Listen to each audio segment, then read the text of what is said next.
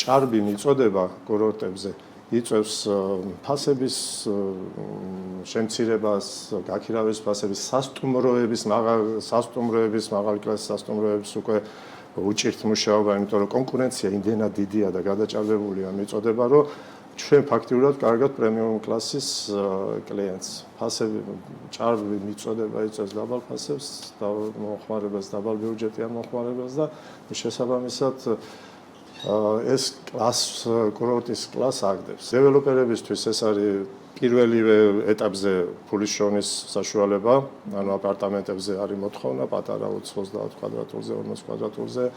განსაკუთრებით აი ბათუმი ავიღოთ, ხო? ბათუმში მოხდა ის, რომ რა ვიცი, ზე გადაჭარბებულია უკვე მიწოდება.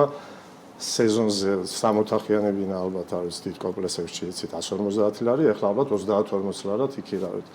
ეს ვერ ვიტყოდით, მაგრამ დაახლოებით ესე არის, მე იქ რა ხდება რადონის რა ხარისხის მიწოდება ამ იმაში ვერ უზრუნველყოფს, აპარტამენტი ვერ უზრუნველყოფს მაღალი კლასის მიწოდებას, არ არის გამორიცხულია, ყველგან ეს პრობლემა არის და ესეც მოხდება ყოველთვის.